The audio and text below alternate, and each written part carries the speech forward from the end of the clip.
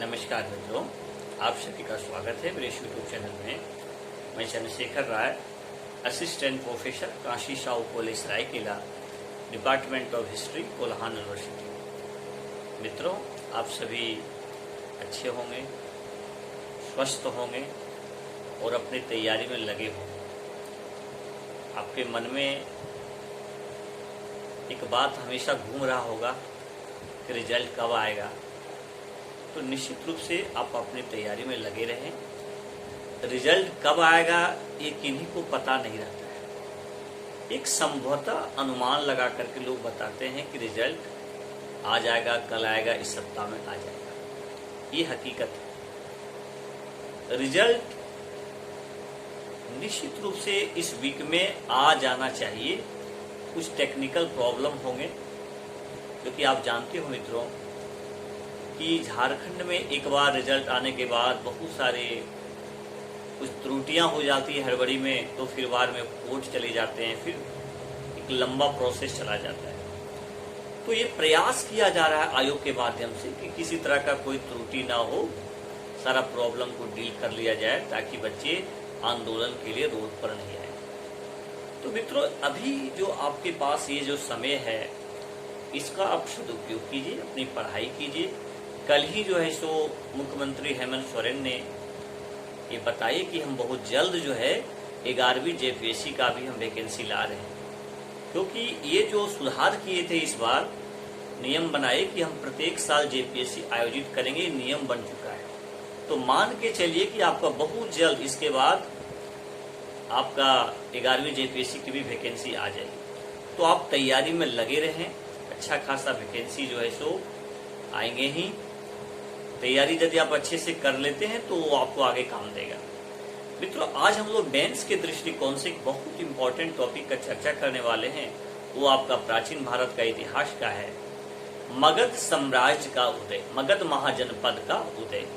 मित्रों, आप जानते हैं प्राचीन भारतीय इतिहास में एक द्वितीय नगरीय क्रांति का, ठीक है, एक वर्ड आता है, द्वितीय नगरीय क्रांति। 6वीं शताब्दी ईस्वी पूर्व में खासकर ये जो द्वितीय नगरीय क्रांति शब्द का प्रयोग किया वो गार्डन चाइल्ड महोदय ने किया था, ठीक है।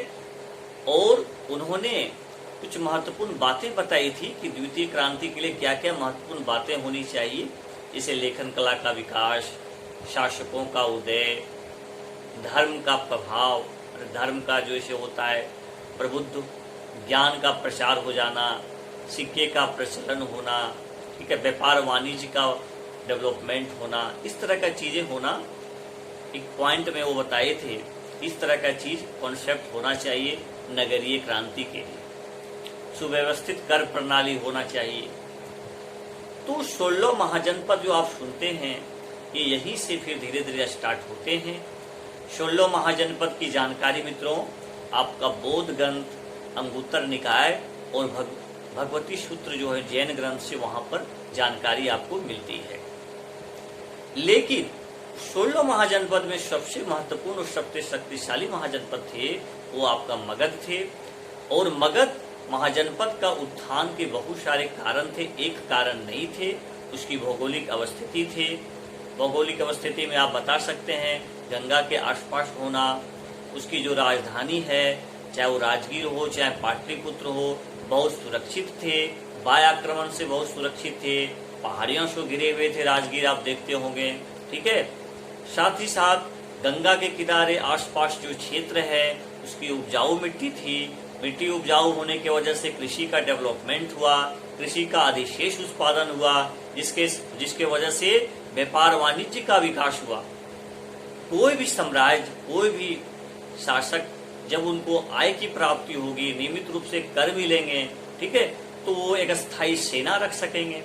मित्रों, आप जानते हैं ऋग्वेदिक काल में आप पढ़े होंगे कि स्थायी सेना नहीं रख पाते थे, क्योंकि सरप्लस प्रोडक्शन तो था ही, इनकम का स्रोत तो उस तरह का रेगुलर था नहीं, क्योंकि पशुपालन पर आधारित था।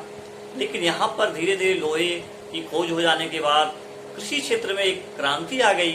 कृषि क्षेत्र में क्रांति हो गई तो कृषि का सरप्लस प्रोडक्शन होने लगा, व्यापार वाणिज्य का विकास हुआ, और व्यापार वाणिज्य का विकास हो गए, सरप्लस प्रोडक्शन होंगे तो राज्यों की आय की भी प्राप्ति होगी, राज्य जो है सो आर्थिक रूप से मजबूत होगा, आर्थिक रूप से यदि मजबूत होगा तो अस्थायी सैन्य लग सकते हैं, सेना को रख सकते हैं, सैनिक को रख सकते हैं, और जब वो अस्थायी सैनिक को रखेंगे तो फिर वो उसका साम्राज्य का विस्तार होगा। तो ये सारा चीज आपका मगध महाजनपद के लिए उपयुक्त था। और इसके बावजूद भी मगध साम्राज्य के उत्थान में वहां पर जो भी शासक आए उनका सबसे महत्वपूर्ण योगदान रहा। मित्रों, आप जानते हैं मगध साम्राज्य में, मगध महाजनपद में कुछ महत्वपूर्ण वंश हुए, जैसे आपका हर्यक वंश, शिशुनाग वंश, नंद वंश। एकदम याद रखिएगा, एकदम क्लियर कट याद रखिएगा, ये आपको ऑब्जेक्टिव में भी काम करेगा और मेंस में भी काम करेगा। मित्रों, हम बात करते हैं कि हर्यक वंश के जो शासक थे वो बिंबिसार थे, बहुत महत्वपूर्ण शासक हुए, खासकर मगध साम्राज्य के उत्थान में इनका योगदान बहुत ज्यादा था। कैसे ज्यादा था? एक तो ये युद्ध के द्वारा अपने साम्राज्य का विस्तार करने में लगे, साथ ही साथ वैवाहिक संबंध के द्वारा, वैवाहिक संबंध में इन्होंने कौशल, ठीक है, कौशल जो है सो नरेश की जो बहन थी, ठीक है, कौशल नरेश जो प्रसेनजीत की बहन से जो है सो इनका विवाह हुआ महाकौशला से, और इनको दहेज के रूप में काशी प्राप्त हुआ। साथ ही साथ वैशाली से भी, है ना, वैशाली क्षेत्र से भी इनका संबंध हुआ। तो इस तरह से जो है अपने संबंध से कुरु वाले जो इलाका है वहां से भी ये वैवाहिक संबंध स्थापित किए। तो इस प्रकार से वैवाहिक संबंध के द्वारा भी ये अपने साम्राज्य का विस्तार किए। ठीक है, तो सिंपल रूप से आप समझ लीजिए कि एक तरह से ये युद्ध के माध्यम से भी और वैवाहिक संबंध के माध्यम से भी अपने साम्राज्य का ये विस्तार किए। बहुत ही योग्य शासक थे और इनके जो महत्वपूर्ण जो है सो आपके वेद थे वो जीवक थे, जिनको ये चंड प्रगोत के दरबार में भेजे थे उनके उपचार के लिए। ठीक है, तो ये भी बहुत इंपॉर्टेंट हो जाता है। उसके बाद देखिए, इनके जाने के बाद आपके जो है सो अजात शत्रु जी आए। अजात शत्रु भी कम नहीं था, वो भी साम्राज्य का विस्तार करने में लगा। ठीक है ना, क्या किए उन्होंने काशी को अपने में मिला लिया, लिच्छवी गणराज्य को अपने में मिला लिया। ठीक है, तो एक बहुत बड़ा क्षेत्र पर उन्होंने कब्जा कर लिया। मित्रों, आप जानते हो उसी समय बुद्ध का महानिर्वाण उसी के पीरियड में प्राप्त हुआ और वहां पर उन्होंने स्तूप का भी निर्माण किया अजात शत्रु ने। अजात शत्रु के समय में ही प्रथम बौद्ध संगति का आयोजन हुआ था। मित्रों, एक बौद्ध संगति से आपको प्रश्न तो 100% पूछता ही है, बहुत इंपॉर्टेंट हो जाता है किसी भी परीक्षा के लिए। तो प्रथम बौद्ध संगति का आयोजन जो है किनके काल में हुआ? अजात शत्रु के काल में हुआ। कोई दिक्कत किसी को? चलिए, अब जो है इनके बाद जो है सो उदयन आए। पाटलिपुत्र जो आप नगर सुनते हैं, इन्हीं के द्वारा स्थापना किया गया था, उदयन के द्वारा। ये भी बहुत ही योग्य शासक थे, इन्होंने भी मगध के साम्राज्य के उत्थान में अपनी भूमिका निभाई।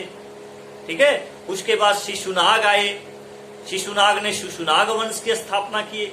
ये सारा जो है सो मगध के ही शासक है, चाहे वो हर्यक वंश के हो, चाहे वो शिशुनाग वंश के हो, चाहे किनके वंश के हो, चाहे वो नंद वंश के हो। ठीक है, तो ये चीज आप लोग जानने का प्रयास कीजिएगा। उदयन के बाद जो है सो कौन आए? उदयन के बाद जो है सो आपका जो है सो कौन सा वंश आ गया? शिशुनाग आ गया, जो शिशुनाग थे। ठीक है, उसके बाद जो है सो शिशुनाग के बाद काला अशोक शासक आए, जिनके समय में द्वितीय बौद्ध संगति हुई थी। तो इस तरह की चीजों को आप जो है सो समझ करके यदि पढ़ते हैं तो फिर आपको कोई दिक्कत नहीं होता है। फिर आगे बात करते हैं नंद वंश, जो बहुत ही इंपॉर्टेंट है। और नंद वंश के सबसे महत्वपूर्ण शासक थे महापद्म नंद, जिनको एकराज की उपाधि दी गई। और कहा जाता है कि मगध साम्राज्य का सबसे यदि शक्तिशाली, सबसे प्रभावशाली यदि शासक कोई हुआ तो वो था महापद्म नंद। ठीक है, और उनके काल में खासकर नंद के पीरियड में जो है सो बहुत सारे विद्वान जो है सो वहां पर सुशोभित करते थे। तो इस प्रकार से नंद वंश में भी बहुत महत्वपूर्ण शासक हुए, धनानंद हुए। धनानंद के पीरियड में ही जो है सो कौन आए थे? सिकंदर आए थे। वरुची नामक जो विद्वान था वो नंद वंश के शासन काल में ही था। तो इस प्रकार से आपके नंद वंश का भी मगध साम्राज्य के उत्थान में महत्वपूर्ण भूमिका है, हर्यक वंश का भी महत्वपूर्ण भूमिका है, और खासकर बिंबिसार का जो एक्टिविटी रहा, वैवाहिक संबंध, युद्ध, ठीक है, ये सब भी आप अपना उसको आंसर में दिखा सकते हैं। आगे चल करके धनानंद को जो है सो पराजित करके चंद्रगुप्त मौर्य जो है मौर्य वंश की स्थापना करते हैं। तो मित्रों, इस तरह से पढ़ करके इस वीडियो के माध्यम से बस मैं आपको एक हाईलाइट करने का प्रयास कर रहा हूं कि इस तरह के प्रश्न का आप जो है सो अच्छे ढंग से तैयार कर लें। बहुत इंपॉर्टेंट प्रश्न है, आपको जानना चाहिए। कोई दिक्कत? तो चलिए आज हम लोग देख लिए मगध साम्राज्य के उदय के कारण। जो आपको मैंने बताया उसको एक बार आप किताब से भी अच्छे से पढ़ लीजिएगा ताकि आपको कोई दिक्कत न हो। और मैं धीरे धीरे रेगुलर करके आपको महत्वपूर्ण टॉपिक बताएंगे। इसके बाद हम आपको बताएंगे लिच्छवी गणराज्य के विषय में। लिच्छवी गणराज्य आप जानते हैं, ठीक है, कि बहुत महत्वपूर्ण गणराज्य थे, खासकर गणतंत्रात्मक रूप से किस प्रकार का वहां संवैधानिक व्यवस्था था। तो ये चीज हम इसके बाद आपको बताने का प्रयास करेंगे। इसके बाद फिर आपको हम बताएंगे क्या? मौर्य साम्राज्य बताएंगे, क्योंकि उसमें आपको पढ़ना है कलिंग युद्ध के विषय में, अशोक के धम्म के विषय में और मौर्य कला संस्कृति के विषय में। तो मित्रों, आपको यदि वीडियो अच्छा लगे तो निश्चित रूप से आप लाइक कीजिएगा, शेयर कीजिएगा, सब्सक्राइब कीजिएगा, है ना, ताकि आपको मेरे द्वारा जो भी वीडियो में बनाऊं वो आप तक पहुंच सके, आप उससे फायदा ले सके, समझ सके। ठीक है, थैंक यू वेरी मच।